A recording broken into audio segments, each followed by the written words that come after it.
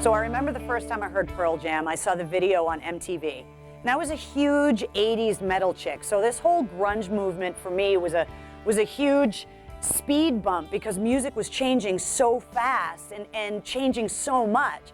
But Pearl Jam I loved instantly, and I had a friend that actually looked like Eddie Vedder, and he was a huge Pearl Jam fan, and so we went and saw him together, and it was really weird because he was walking around the show, and you know, Pearl Jam was still a pretty new band, and everybody thought that my friend was Eddie. And so we're walking around, and people were like grabbing at his ponytail and asking for his autograph, and he may have signed an autograph or two, I'm not really sure, but I just loved 10. I got it and listened to it over and over on cassette, back and forth, and to this day, my favorite Pearl Jam song of all time is Release. It takes you on this journey, and it builds and makes you go in all these different directions, and it just, I don't know, there's just a feeling about it that I absolutely love, and every time I hear it, I just get taken somewhere else. And that's the power of Pearl Jam, is that they were able to do that back then on their first album, and they're still able to do it now, 20 years later.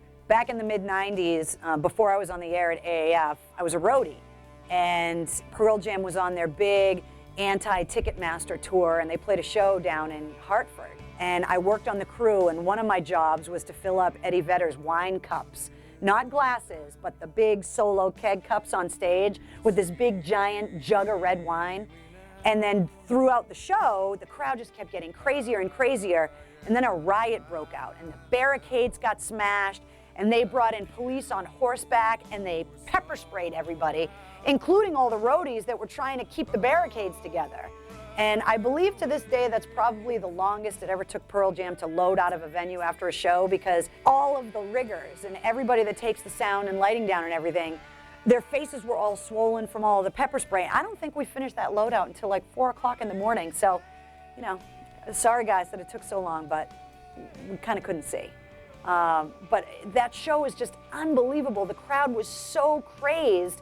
And you know what? It takes a certain kind of band to be able to get a reaction out of people like that, and that's why I love Pearl Jam. WAAF.com